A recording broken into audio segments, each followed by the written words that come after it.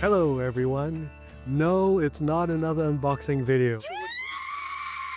Thank God. All right, it's another one in the series I like to call Ask Me Anything. I get a lot of emails, and thank you guys for sending emails. First of all, before I go further, um, many of you, especially the newer viewers, may not know that all the money we get from YouTube, we match and we donate to charities. So, for example, Salvation Army or the Daily Bread Food Bank. So, I'd like you to help me. Apparently, the way it works with the YouTube algorithm is that the more subscriptions we get, the more comments we get, and so on. And the more you share the videos, the more our view count will go up. So please do me a favor, subscribe if you haven't already. Doesn't hurt, doesn't cost you anything. Like the video. Apparently, that will also help the algorithm. And in the meantime, also add something to the comment, like Adrian looks great today. Or Mike is very quiet for some reason. Add anything to the comments. By the way, I really love reading the comments. That will really help us, and it'll certainly help the charities that we'd like to help. Okay. Oh, and one more thing with regards to questions. I enjoy getting your emails. Um, Please do not be offended if in the emails, I respond very short and concisely. Part of it is basically time, because I do get a lot of emails. And so I like to get straight to the point. And a lot of times it'll be a simple answer like, I honestly don't know. It's best that you check your local dealer. And that's simply because I really don't know. There are so many brands out there, and it's virtually impossible to not only hear everything properly, but also in the specific configuration of system that you would like me to comment on. Where when I do know, especially with companies that we represent and we also sell, then I can give you a more deep analysis. All right. So again, don't be offended if you get a short, to the point answer. Okay, first question. What do you think of the new BMW 800 series? I get this question a lot. And I thought I'd just answer in this video. This way I don't repeat myself over and over again. The new series is actually very good. I've only heard two models. So specifically the 801 and the 802 D4s. They are much better than the previous generation, which was okay. I didn't think they were great. The previous generation, I felt that the previous generation lacked energy in the mid and deep bass, and I felt that it wasn't competitive in those areas in comparison to speakers from other companies. The new ones are very good. I've heard them multiple times. Many of our clients have them, and they sound much, much better in the bass. There's, I think, a bit of a hump, but I like that. You may not. There are still areas that um, I it's not my taste. I wouldn't say it's bad. Um, Earlier 800 series, in particular, using the diamond tweeter, I felt could certainly in the high frequencies be sharp and a bit trebly, a bit hot. Some cases a bit too much. The new ones still have an emphasis in the high frequencies, and I find, and this is the crazy irony behind it, because of its style, which I actually kind of like. It's very modern. I would expect that a lot of clients and a lot of our clients have the speakers in very modern decor. So a lot of glass, hardwood, reflective surfaces, and so on, and that adds to that high frequency emphasis. So be careful. Now, it may not bother you. It does bother me a little bit, and you would want to definitely match with electronics that might smooth it a little bit more. Accuface in particular, Mike behind the camera will remember, he's nodding his head. A Chinese client of ours who has the Accuface set up with his BMWs, and they work beautifully well. Macintosh certainly works very, very well. One caveat: the new 800 series uh, are very, very current hungry. With the big Macintosh amps, and you look at the meters, they move a lot towards the uh, top end. So you want to make sure that you get a truly powerful amplifier with a lot of current. One way you can tell whether or not the amplifier has good current is into lower impedances. The amplifier puts out almost double the power. So if it's rated, say, 200 watts into 8 ohms, it's 400 into 4 ohms, for example. And from what I understand, the impedance will actually drop down to in the mid 2 ohms. So again, you want to make sure the amplifier has a lot of current. In the case of Macintosh, the power doesn't change whether you go from 8 ohms or 4 ohms or 2 ohms. So you want to start with a high power amp like a MC462. It's 400 watts into 8 4 2 ohms, so it's got plenty of power. Or the MC611s, those will also work really well. 600 watts into 8 4 and 2 ohms. AccuPhase, certainly great. The Class A amplifiers in particular sound wonderful with B&Ws. Okay, so that's what I think of them. Second question: what do you think of Bose owning Macintosh and Sonus Faber? So when I was first putting this list of questions together, I was wondering, should I address this? I think so far we've stayed away from addressing this, at least publicly. And then I thought, why not? It's been a few months, and so I can talk about our experiences at this point as opposed to initially. Well, when I first heard about it, I wasn't crazy about it. Um, and a lot of it had to do with the fact that I knew nothing about Bose in terms of, the company. The products are, the ones I've had direct experience with. Again, longtime viewers will know I'm a huge fan of the 901s. Mike can insert. No, God! They make pretty good headphones, the noise canceling headphones and so on. And many of you will know the higher end cars oftentimes will come with Bose speakers in the system. Although I have yet to hear a car audio with Bose that I actually liked, I don't find them particularly great. Um, what many of you may not know, and I didn't know until I discovered shortly after Bose took over the companies, is that Bose is, number one, an extremely successful company. They also manufacture products for all kinds of industries. As an example, for many years they supplied the NFL with headsets. Their products are used in sound reinforcement. A lot of PA systems, churches use Bose. Um, the defense industry uses a lot of Bose headsets, among other things. So Bose is not some fly-by-night company. They're very, very wealthy. And now it's been, what, 6 or 8 months, however long it's been. I can tell you that at least at our level, we have seen no changes whatsoever. Um, Macintosh and Sonus Faber continue to make exactly the same products that they've made. The people that we interact with are still the same.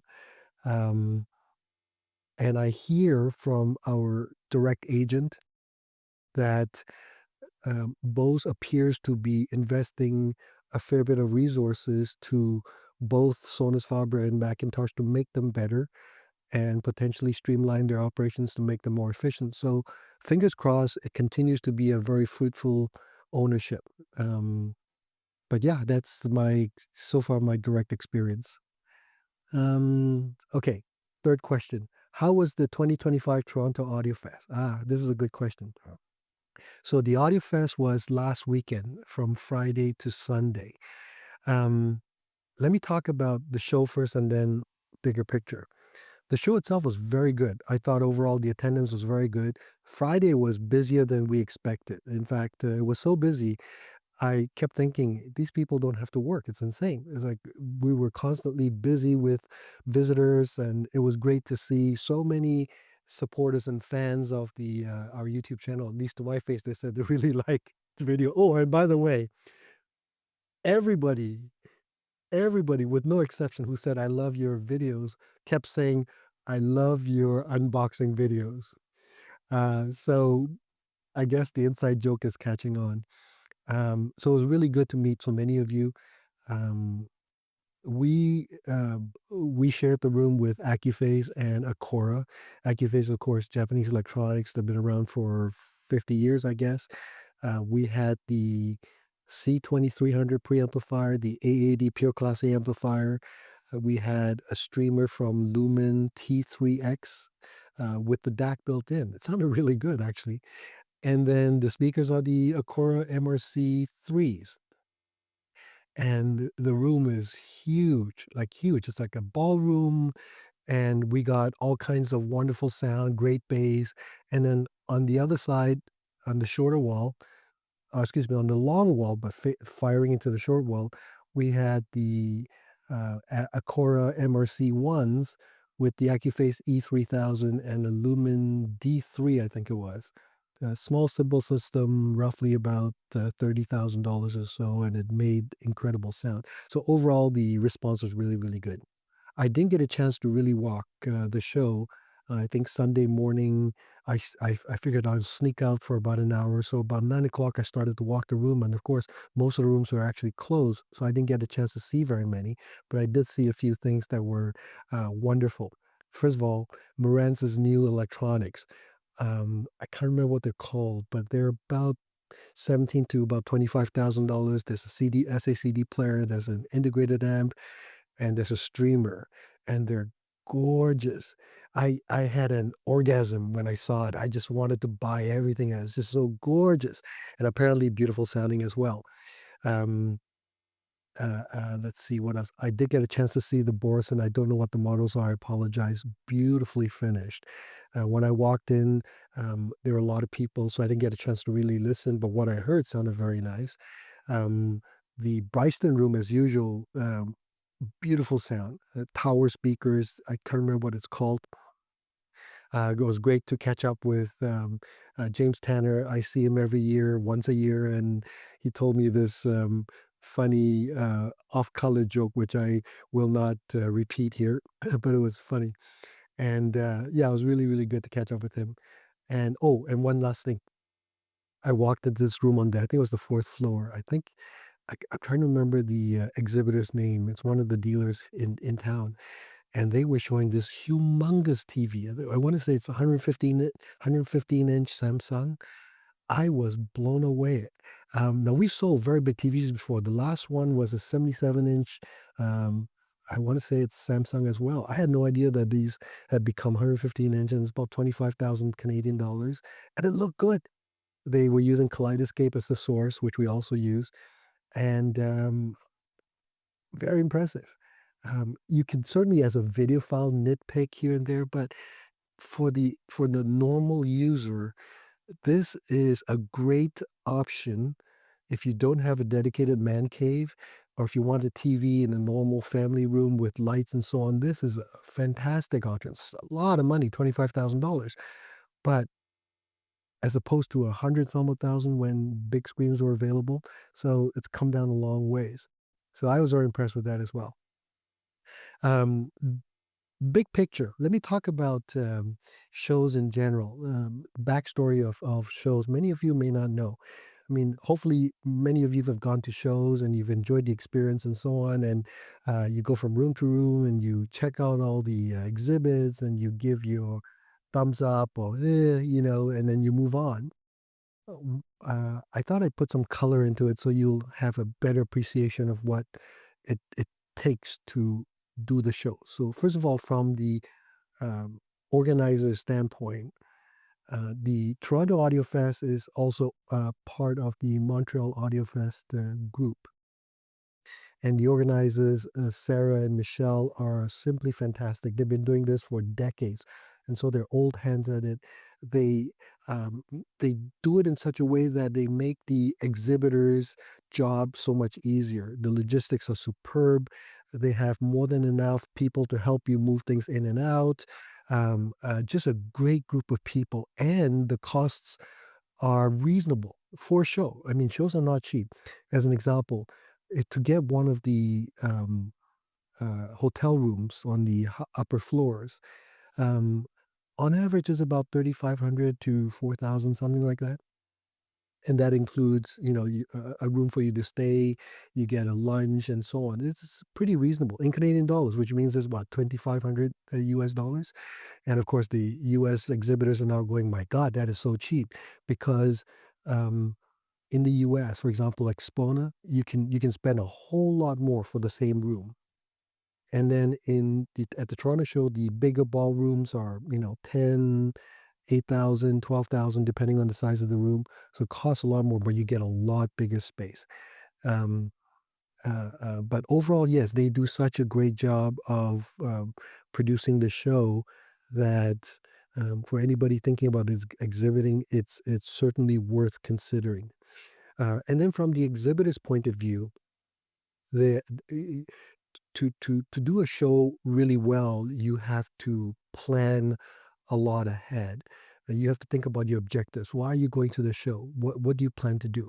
Because from an exhibitor's point of view, if you are a dealer, and I can only speak from a dealer's perspective, you have to shut down the store in most cases, and so there's lost income potentially. You have to send your guys there. You have to feed them, and if you're not from a local area, it's going to cost you to get to the show. You have to stay at the show. You have to obviously eat, food and all that kind of stuff. So it's pretty costly. And then a week before the show, you start packing everything. You have to obviously make sure you test everything, and then 1 or 2 days before the show, you set up, and that can be quite grueling. Especially if you forget things or something's not working. There's a lot of work involved. And then finally, the sound of of the room is at best unpredictable, um, because you're dealing with all new acoustics. You're dealing with walls that are oftentimes fairly flimsy in the big banquet halls. Many times, one or two of the walls, in some cases, three walls, are very very weak, and in some cases they are foldable walls, so they're accordion type walls, and they'll flex, especially if you have speakers that have good bass. You're dealing with a lot of acoustic issues, and in many cases you can't control them. Acora has done so many shows that they are a master at that. They have curtains that are designed to absorb certain frequencies, not just the light black curtains that basically pass the signal through. They've got all kinds of things that will help them get very good sound. But many exhibitors don't have either the resources or the experience, and so the end result is oftentimes not great. So if I can give you a piece of advice, uh, don't um, don't come to any kind of final conclusions about what a certain product or system sounds like just based on a show. Oftentimes, the equipment is much better than what you will hear at the show. Now, if it happens to sound good at the show, great. It doesn't mean, however, that you're going to get that sound at home or at the showroom again because the acoustics are completely different. Um, so the next time you go to the show, have a little bit of patience and charity towards the exhibitors. Um, let's see. Physically, pros and cons um, of the show. The pros, I really enjoyed meeting many of you who came to the show and to the rooms. I love meeting music lovers and audiophiles. Sometimes they'll request a song. I get to check out some new tracks to enjoy. Um, Sharing anecdotes and experiences. I'll be talking with some of the other exhibitors, and they'll tell me about what's been happening with them. We'll catch up, how they're experiencing the current economy. Um, and then I get to see, as I say, really cool stuff. I mentioned earlier about the big Samsung TV, the Marantz electronics, and the Bryston speakers. I mean, these are just wonderful things that I really enjoy as part of our industry. Um, Pros, I buy LPs and CDs that I don't need. This is the reality. I have so many LPs and CDs that if I played one every day, I would never finish. And yet I still buy LPs and CDs. It's crazy. Um, Cons, tiring. It's a lot of work. When you're first setting up, you're full of adrenaline, so it's great. At the end of the show, you're tired. You've been on your feet 10, 12 hours a day, sometimes more. Some people, some exhibitors will participate in after hours activities, which means their day might be 15, 16 hours. And it's a lot of work. It's very, very tiring. Um, uh, um, Drinking too much coffee to keep going, um, and then unpacking and packing. After the show's over, you have to bring everything back. The store is a mess. You have to put everything back to normal. It's a lot of work. And then finally, a high risk of catching something. Um, uh, I was already immune compromised before the show because this is hay fever season, and then at the show I was feeling very weak, and then right out the show, boy, on the Monday, which is the day off, I was wiped. I just lay down and didn't do anything. That's how tiring it is, at least for me at this age. Um, Somebody asked me if I had any memorable stories from the show. Like I said earlier, James Tender told me an off-color story, which I can't tell you, but let me tell you about something I experienced in our room. So I'm at the front of the big banquet room, meeting hall, talking to somebody about the speakers, and I'm glancing towards the entrance of the room, and I saw somebody at the table where we have treats. So I went and bought some. Mark is laughing. I had bought some Halloween treats to give out, right? And we put them out on paper plates so that people can help themselves. And I could see from 20, 30 feet away somebody standing at the table, going through all the treats and pulling them one at a time, looking at them in the light just to see what it was. And it's crazy because these are like Smarties, candies, right? Um, and then he finally chose a packet of Smarties. So again, these are the Halloween treat sizes. They're very big. He tears them apart. He pours the content on the table. He starts picking out the ones he wants, and then the rest he just sweeps on the floor. He sweeps the rest on the floor, and then he just jets out of the room. And for about 3 or 4 seconds, I'm astounded. I've never seen anybody do something like this before, and so I was rooted to the ground. The person talking to me continued to talk, and I wasn't paying attention because I was just blown away that anybody would do that. Finally, snapped, walked towards the front of the door, the room to peek my head out to see if I could still see him. He'd already disappeared by then. I looked down on the ground and all these colored, Smarties or whatever those things were on the ground that the guy just left. So anyway, that's my story for the show. The most memorable thing about the show. Nothing else.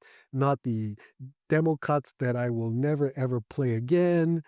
Nothing. Just anyway. Um, Fourth question. What do you dislike about the industry? Oh boy.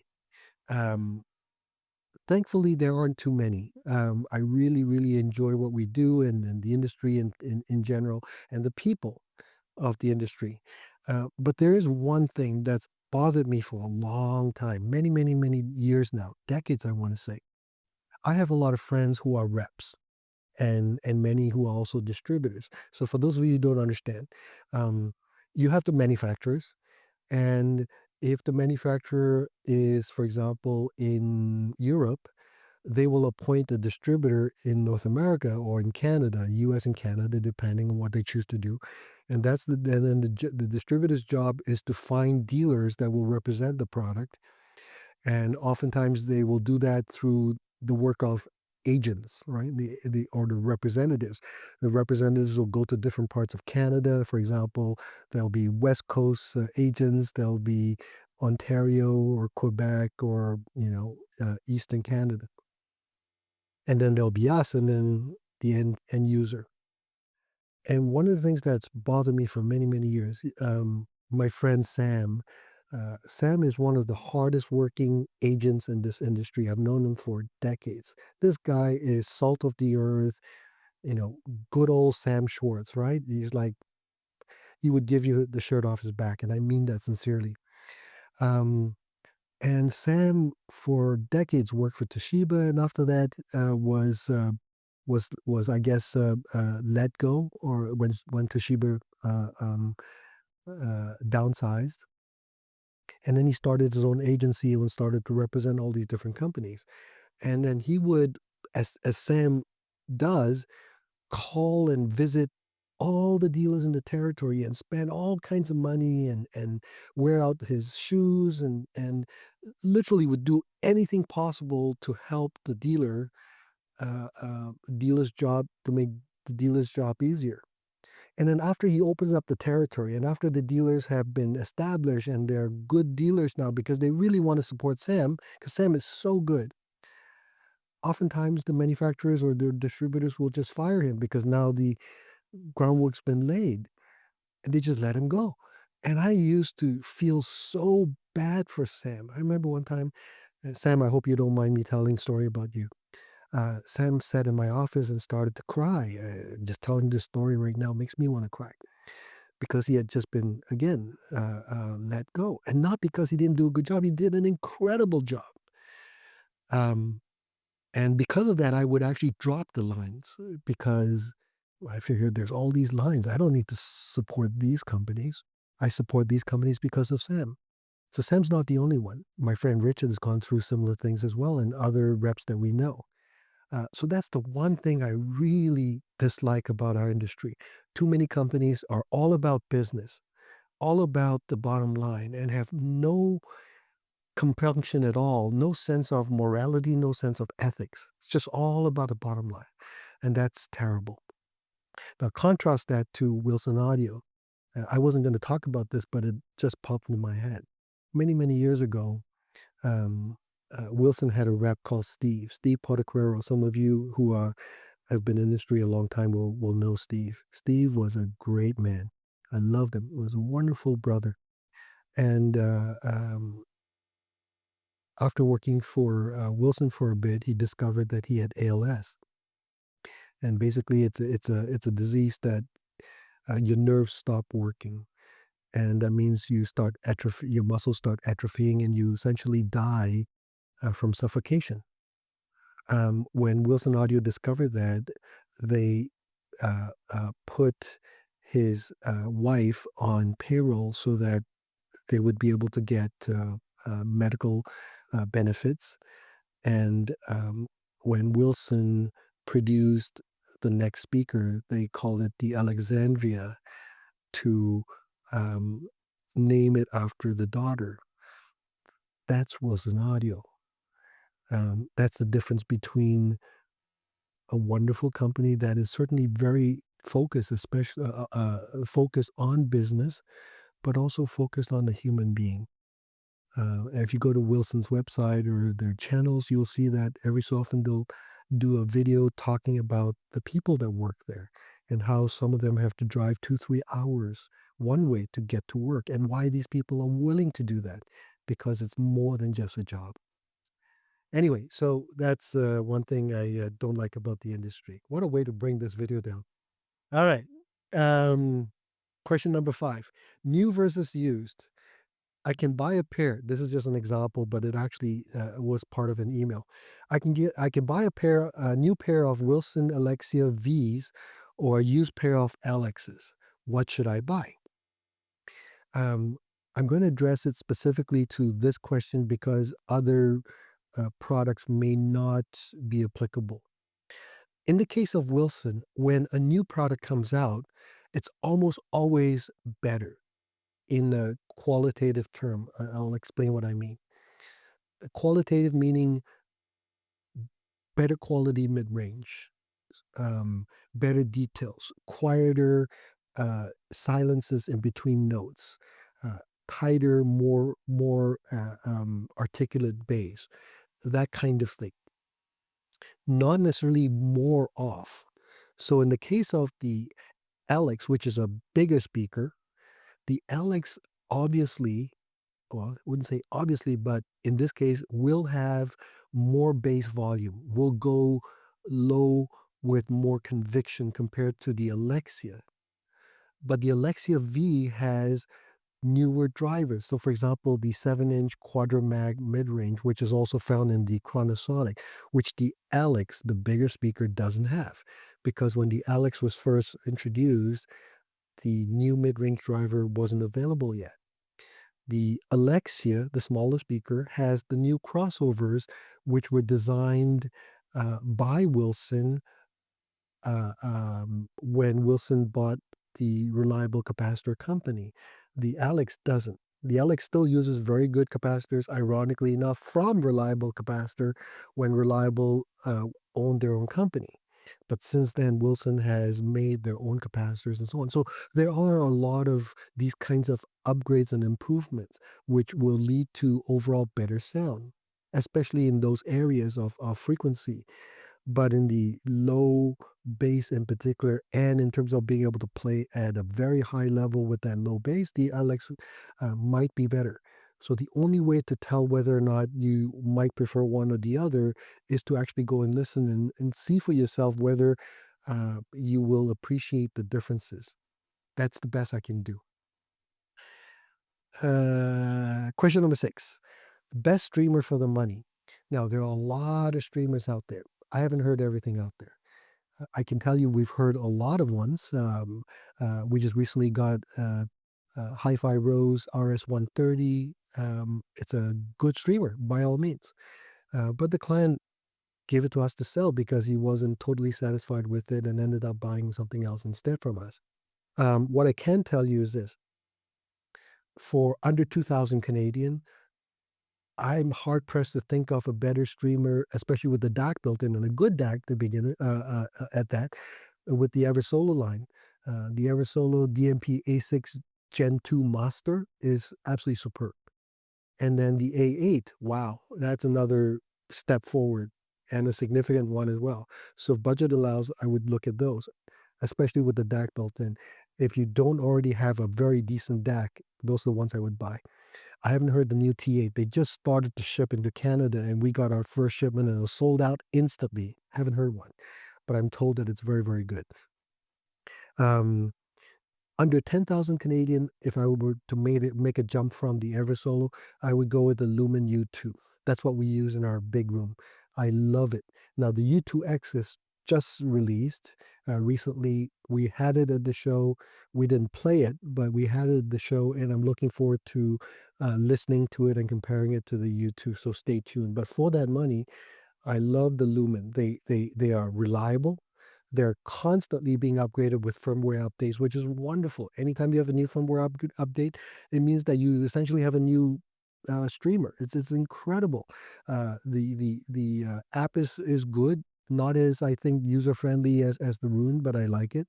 Um, um, I don't know. I can tell you that it's you plug it, you play, and it plays. There's no major setups. Just a simple thing to use, and I really like what they've done with it. And interesting point. Lumen has been around for, I want to say 15, 16 years now. They were one of the first companies to introduce streamers. And if you have the original streamer from all those years ago, that streamer is still being supported with firmware updates. Now think about that. In the world of digital, Microsoft just announced Office, what is it, 10 is discontinued. There's no such thing anymore, and you have to buy the 11, Windows, I should say. Whereas, and Microsoft, $1 trillion company.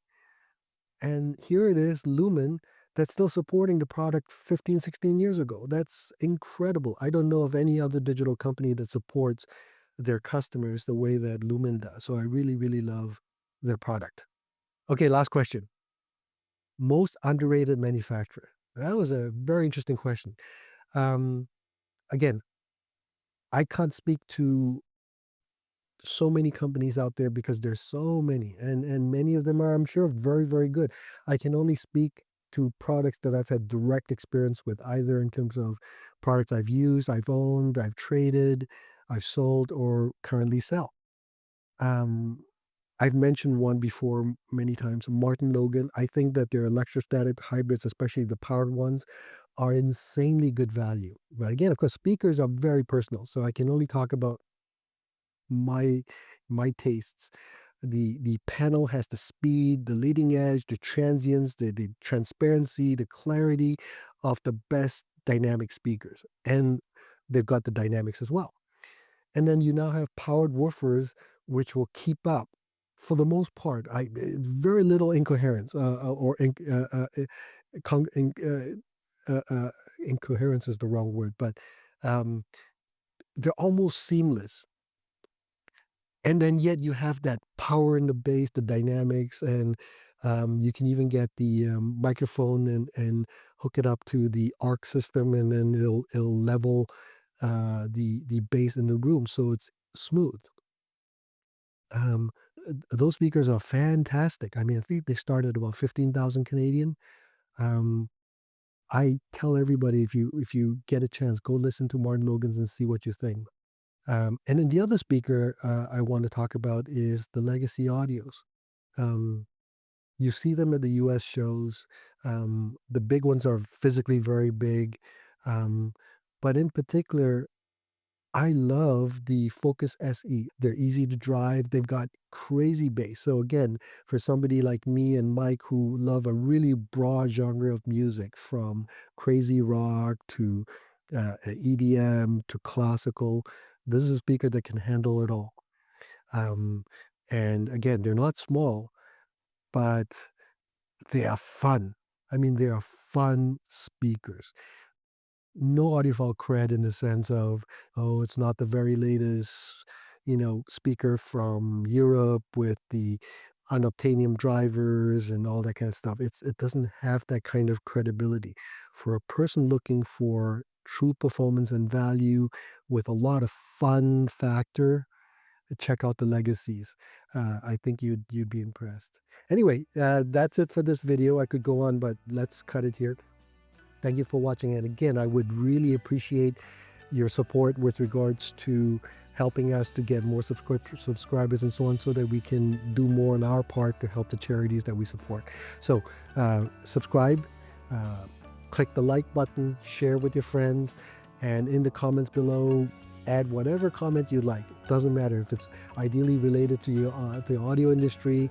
And I look forward to seeing you guys the next time. Take care. Bye-bye.